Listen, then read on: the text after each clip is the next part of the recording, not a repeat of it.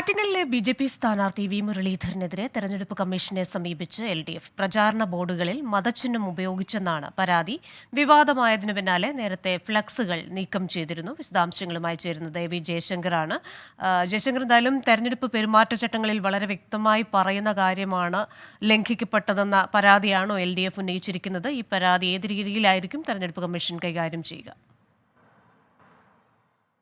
അതായത് തെരഞ്ഞെടുപ്പുകളിൽ മതചിഹ്നം ഉപയോഗിക്കരുതെന്ന കൃത്യമായ ചട്ടമുണ്ട്. ഇത് ലംഘിച്ചു എന്ന് കാണിച്ച ഫ്ലെക്സ് ബോർഡുകളുടെ ചിത്രം ഉൾപ്പെടെയാണ് LDF തെരഞ്ഞെടുപ്പ് കമ്മീഷനിൽ പരാതി നൽകിയിരിക്കുന്നത്. വർക്കലയിലാണ് ഇത്തരത്തിൽ കഴിഞ്ഞ ദിവസം മുരളീധരൻ്റെയും പ്രധാനമന്ത്രിയുടെയും ചിത്രത്തോടൊപ്പം ഒരു പ്രാദേശിക ആരാധനാമൂർത്തിയായ ജനാർദ്ദന സ്വാമി എന്ന് പറയുന്ന ഒരു ദൈവത്തിൻ്റെ വിഗ്രഹം കൂടി ചേർത്തുകൊണ്ട് BJP പ്രവർത്തകർ ഫ്ലെക്സ് അടിക്കുന്നത്. ഈ ഫ്ലെക്സിനെതിരെ വ്യാപകമായി പ്രാദേശികമായി തന്നെ വിമർശനം ഉയർന്നു. പിന്നാലെ BJP പ്രവർത്തകർ തന്നെ ഈ ഫ്ലെക്സ് ബോർഡ് എടുത്തു മാറ്റുകയും ചെയ്തു. പക്ഷേ ഇതിനുശേഷമാണ് നിലവിലിപ്പോൾ LDF പ്രവർത്തകർ അല്ലെങ്കിൽ LDF തെരഞ്ഞെടുപ്പ് കമ്മീഷനെ സമീപിച്ചിരിക്കുന്നത്.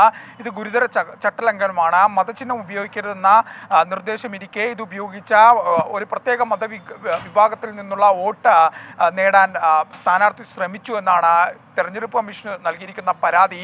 നമുക്ക് ദൃശ്യങ്ങളും മറ്റും പരിശോധിച്ചു കഴിഞ്ഞാൽ പ്രത്യക്ഷത്തിൽ LDF നൽകിയിരിക്കുന്ന പരാതി നിലനിൽക്കുന്നതെന്നാണ്. എന്തായാലും തെരഞ്ഞെടുപ്പ് കമ്മീഷനിൽ ഈ പരാതി ലഭിച്ചിട്ടുണ്ട്. കമ്മീഷൻ ഇത് പരിശോധിക്കുന്നുവെന്നാണ് അനൗദ്യോഗികമായി അറിയിച്ചിരിക്കുന്ന വിവരം. എന്തായാലും ഈ പരാതിയിൽ നിന്ന് പിന്നോട്ടില്ല എന്ന് LDF അറിയിച്ചിട്ടുണ്ട്. വിഷയത്തിൽ മുരളീധരനും ഒപ്പം BJPയും ഇതുവരെ പ്രതികരിക്കാൻ തയ്യാറായിട്ടില്ല. എന്തായാലും ഇത് വലിയ തോതിൽ പ്രാദേശിക തലത്തിൽ ചർച്ചയാക്കാൻ തന്നെയാണ് LDFന്റെ തീരുമാനം.